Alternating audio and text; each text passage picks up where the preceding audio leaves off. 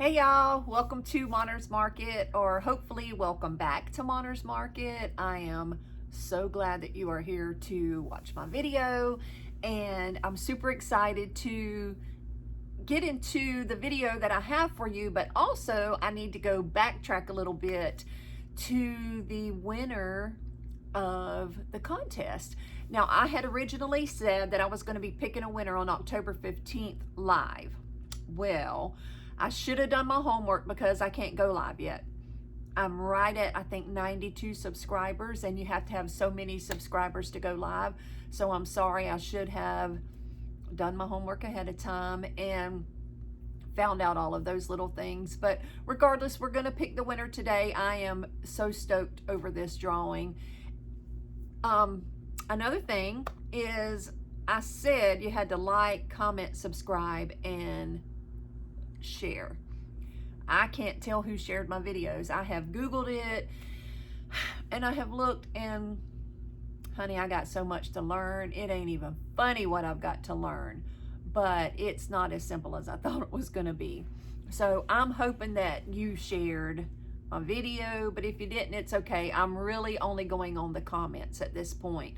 I went back to the beginning of my videos, and literally anyone who has ever commented on any of my videos was added into this contest. Now, what are we having a contest for? We're having a contest for a tumbler of your choice. I have several different sizes to choose from, and I want you to design your own cup. If you have a cup that you've seen in the past that you really like and you want one similar to that, you know, barring copyrights for different things that are out there, but I can get really, really close without going over that copyright line. So if you have something in mind already, then we can go from there, or maybe you can just tell me what you're into and I can kind of guide you from there. So before we get into today's video, which is 2 Christmas gifts and 2 signs. Now, one is an 18-inch round wood sign. I get those at Home Depot. The other is the cute little Let It Snow sign that you can get at the Dollar Tree. And then there's like this tray with 4 jars that can be used for several different things that you can put in those jars. And then I needed some utensil holders for my kitchen. Like, I had them in this bucket that kind of come out like this, and it kept flipping over on me. So I made me some utensil holders, and in the process was like, oh my God, this would be an awesome Christmas gift. So I wanted to add it to this video. So that's what you're going to see in the video once I stop yapping my jaws, and let's get right into the winner of the contest. Now, I have not picked a name, but everybody is in here, and I can't figure out how to flip this camera. Y'all, I got so much to learn. Please bear with me. Be patient with me. But I'm gonna flip it and pick the winner now. So I guess I hit here for spin, maybe. Oh yes, okay, let's see. And the winner is Shanna's Home DIY and Crafts. Oh my God, congratulations, Shanna. Congratulations, Shanna. I am so excited for you. I'm gonna be contacting you, and you can tell me what you want your tumbler to be. So thank you for joining the contest, everybody. There will definitely be more contests. I am going to do a contest every single month. So I don't know, maybe you guys can leave in the comments. Do you want cups? Do you want signs? Like, what do you want your prize to be? It's going to be some really good prizes. But anyway, congratulations to Shanna's Home DIY and Crafts. I'm super excited. Now let's get into the video. If you have not already subscribed, subscribe. Ignore my house phone. It's probably a scam call. Subscribe to my channel, like, comment. See what you get for commenting. You get a free cup. But also, you can follow me on Instagram and Facebook, and of course YouTube, all at Monner's Market. That phone is driving me crazy. That should be it. It's only set on like 3 rings. So I apologize for that, but this is real life. But anyway, congratulations, Shanna. Now let's get into these cute little crafts. Bye, guys. Today I'm doing a couple of little Christmas gifts that are super easy to make. A wood sign and a wood round. The sign I got from the Dollar Tree and the round I got from Home Depot. Okay, let's jump right into DIY number 1. I desperately needed some utensil holders for my kitchen. So I took 3 vases and a tray from the Dollar Tree and gave them that faux wood grain like I did the tier trays a couple of weeks ago. And how you do that is you want to spray paint everything white first and just get it covered really, really good and make sure there's no glass shining through. And that's what it should look like once you get it all spray painted. And then after you get it spray painted and everything is good and dry, you want to take your alcohol ink. These are latte and butterscotch. Sometimes I'll just use one color. Sometimes I'll use 2. This time I did use 2. But what you want to do is just take your alcohol ink and run it in a strip in one direction, up and down. Other than when you're doing the bottom, of course. Nobody's really going to see that. But you still want to brush it in one direction. So anyway, you just take your ink and you just run a line beside it until there's no more ink coming off of your brush. And what I mean is, as you're wiping on that alcohol, or the alcohol ink rather, the more you brush, the drier your brush gets. And then literally nothing else will come off of it within just seconds. So you just want to continue to brush it on in one direction until you cover every single bit of the area that you are wanting to give the wood grain look to. As you can see, or maybe it's going a little bit too fast, when you overlap your inks is where you kind of get that wood grain texture from.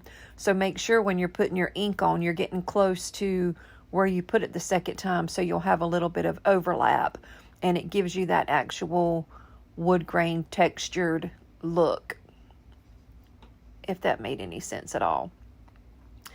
But you definitely, whenever you're doing your alcohol inks, you want to go in the same direction, up and down, up and down, up and down, up and down. Now it looks like I'm going horizontally here because of the way the frame was turned, but regardless, I'm still going in one direction. And it's really that simple. Now I played around with this tray because for some reason it was just given almost a monotone sort of texture. So I had to go back in a little bit more and just add more alcohol ink until I had the desired look of like tree, an old piece of wood that had the ruts and stuff in it, or the lines, or whatever they're called. I know there's a word for it, but I can't remember the name of it right this minute. But as you can see, it's, has the lines that you would see in a tree or a piece of wood. I keep saying tree, but you know what I mean. I mean a piece of wood. And that's it. That's that simple. And once it dries, which takes literally maybe 15 or 20 minutes, you're done. Now, I did go back in and just simply tie a piece of jute twine around this. I did not hot glue them down or anything because I wasn't sure whether I wanted to keep it or not. But for picture purposes, I just tied a little piece of jute twine. And that is just a little piece of, what is that purple stuff called? Lavender. A piece of lavender from the Dollar Tree. I guess that's lavender. If it's not, somebody let me know in the comments because I truly don't know what the heck it's called. It's a pretty little purple stem that you can get from the Dollar Tree. And that's it. Now, DIY number 2. You can get these little wood signs in several different sayings every single season. This one just happens to say, "Let it snow." So what I did is I took one of the fat popsicle sticks and I went to each letter and I just drew different designs. Well, I think I left 3 of them off that I didn't do anything with. And one you can see I took the bottom of a flat screwdriver actually, and just use it as a small tiny dauber because I didn't have one to do the S. And then I just kind of went back in and painted it with different colors, and I wanted it to be super bright and super pretty, so I used like every color in the rainbow. And I just went in and based on whatever lines I drew on whichever letter, just colored them in until I had the look that I was looking for. And I was kind of proud of the way it turned out, really. It turned out a little bit better than I had pictured in my head. But after I got it done, it just didn't stand out like I wanted it to. So I grabbed a Sharpie and just went back in and drew lines on all of the lines that I had drawn with using the popsicle stick as my guide. And I really liked the way it turned out afterwards. And then I got this bright idea to take Mod Podge because I knew I wanted to seal it, but I wanted to add some sparkle to it. So I grabbed a little bit of glitter that I use when I'm making my cups and mixed it in with the Mod Podge and just gave it a super heavy coat. I mean, a really heavy coat. So it would kind of seal that paint in and protect it, give it a glossy look and a little bit of sparkle. And that was it. It was that simple. And whenever it was done, this is what it looked like. And I thought it turned out pretty cute. I mean, I'm no artist, as I've said in the past, but I was pretty proud of the way that it turned out. And this is what it looks like once it's dry. So I was super proud of that. Turned out kind of cute. Love, love, love the way it turned out. Now, DIY number 3 is some more jars that you can get at the Dollar Tree, and the same tray that we just used with the wood grain jars. So what I did with this is I simply spray painted it white, and you don't see that in this because I happen to have spray painted it when I spray painted the other jars. And when I was editing this, I accidentally deleted where I spray painted this part of the jars. But either way, I spray painted them white. And then I just simply went back in with some Waverly Truffle chalk paint and just distressed it. And this was the easiest, simplest set that I have ever done, I do believe. But I just took a dry brush and kept dipping it into the truffle paint and kind of dabbing it on the tinfoil that you see there to get most of it off of my brush. And then just went in and dry brushed it on and kind of aged it and antiqued it, or whatever you want to call it, distressed it. There's so many words you can use for that. But I love the way it turned out. I thought it turned out super cute. And with these, you can put candy in them. You can put your smaller utensils in them if you want. You could even use it in the bathroom, tongue-tied, and put like cotton balls in one and Q-tips in one, and maybe stick your razors up out of one, or your toothbrushes or whatever. But you could literally use it for several things. And it, for $5, it makes a beautiful gift to give to somebody with the holidays coming up. A lot of times people are entertaining, and I'm just kind of old-fashioned when it comes to being invited to somebody's house, and I always bring a gift if we're invited to a party. That's the way we used to do it. A lot of people don't do that anymore, but I still like to do that. Just a little thank you for, bringing us into your home and entertaining us and feeding us, or whatever, whatever we're doing at the time. So, for $5 and 30, 40 minutes of your time, I don't think it took, maybe, not including the dry time of the paint, but maybe 30 minutes tops to do this whole set. Super quick, super easy, and I thought it just turned out adorable. So after I finished painting everything and let it dry, which didn't take long because when you're dry brushing, it's literally dry paint. So it didn't take very long, but I did go back in and added some twine around the top lip of the bottle, not the cap, but the bottle. And I ended up running out of twine, and I think I wrapped it 2 or 3 times on the first couple and only once or twice on the other. but it's for me and nobody's going to see it, so it's not a big deal. But I just went back in and tied the twine on, and that was it. I thought it turned out so stinking cute and makes a perfect little gift, like I said a minute ago. Super quick, super easy, and just adorable. Okay, here we go with DIY number 4. I will change this in the end. You will not see those little bows right there that are painted on because I did not like those bows. That's me cutting my stencil out.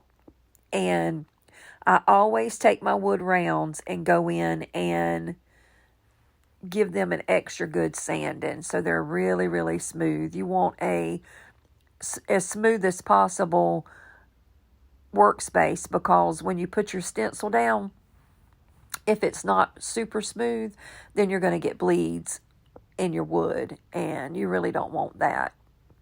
So I just go in and I sand it down and get it really, really smooth, wipe it down, and I take a wet cloth or a damp cloth and just make sure that I get all of that sawdust off of there. And once that's dried from wiping it down with that damp rag, I go in with some stain of my choice. This time I'm using American Chestnut by Minwax, and that's one of my favorite darker wood colors.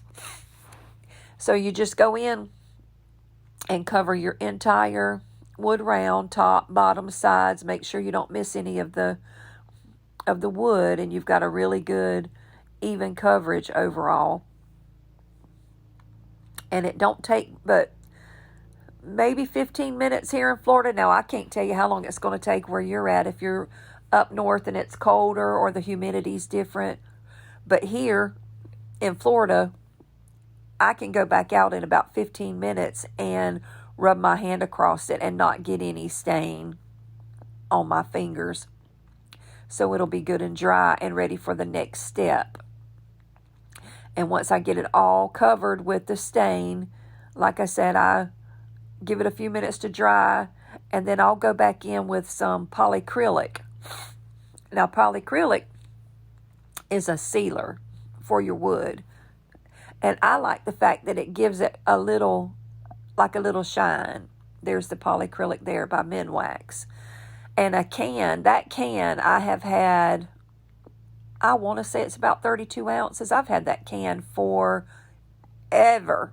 I've probably done 30 of these wood rounds, and it's still not halfway empty.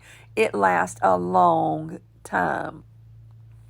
But you want to go in with the polyacrylic. Make sure you get your top, your bottom, your sides, everywhere you've got that stain. You want to make sure you give it a good seal.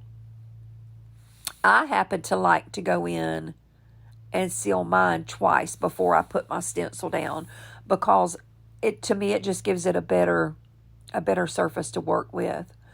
So I go in and do 2 coats of the polyacrylic. It looks like I'm doing one big coat here, but that's where I come back in the second time. I did stop and let it dry and come back the second time and put a second coat on.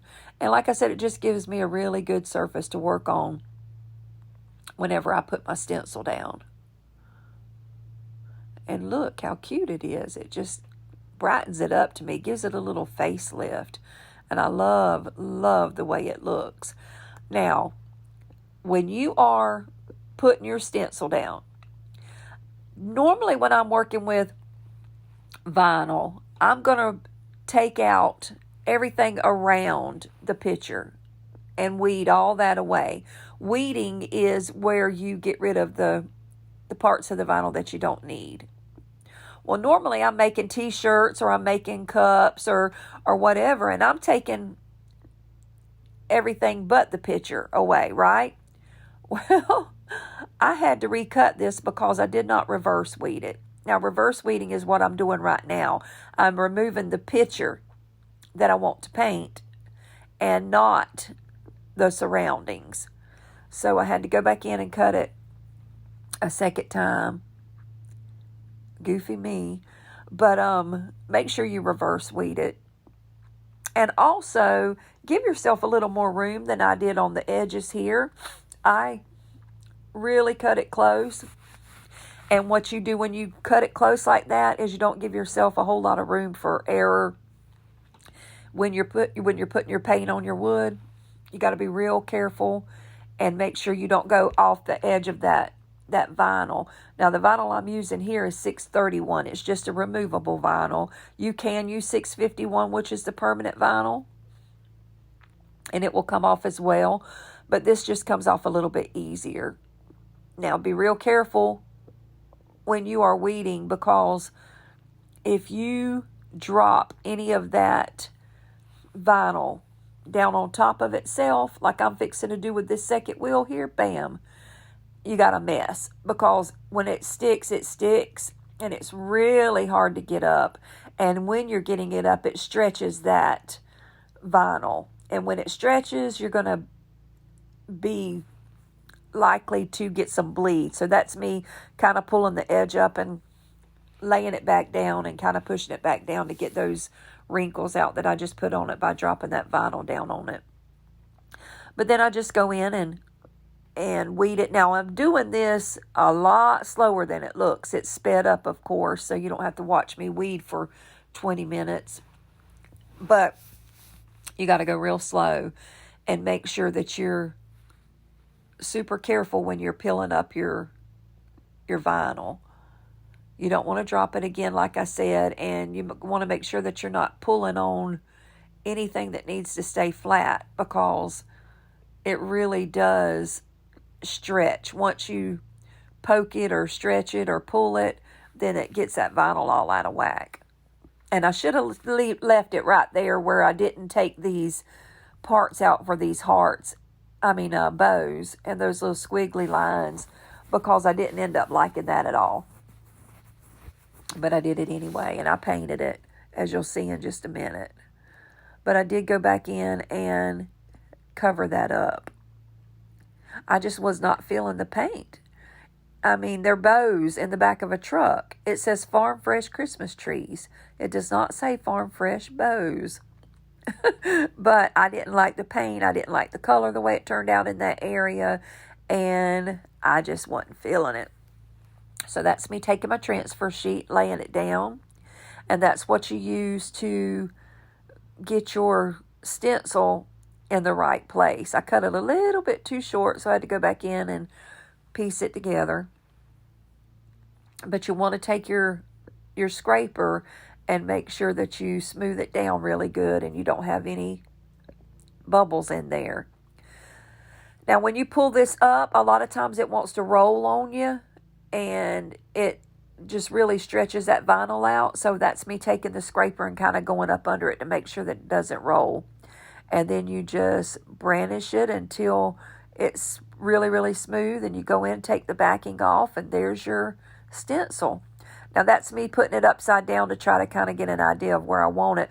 You've got to make sure that you place it exactly where you want it before you let that vinyl touch that wood, because once it touches the wood, it's over. It's staying right there. And if you peel it up, it stretches it too much and you're not able to use it. So you have to recut it again. So just kind of eyeball it and make sure that you have it exactly where you need it when you put your vinyl down.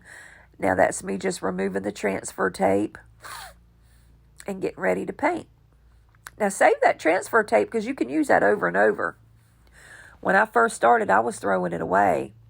I didn't know you could use it over and over, and I wasted so much. But especially a good, even piece like that, wrap it back around your other transfer paper and just reuse it. That's me going in and just pushing everything down and making sure I don't have any air bubbles, and that I've got a really good tight seal with that stencil so that when I go in with the paint, I'm not getting any bleeds. Now, I'm taking white Waverly chalk paint, which you will see me use a lot because it's just perfect for farmhouse paint. And I'm doing anything that's the writing. I'm doing the Farm Fresh and the Christmas trees. And then I use Jet Black by Apple Barrel for the tires. And I mean to tell you, it's a black.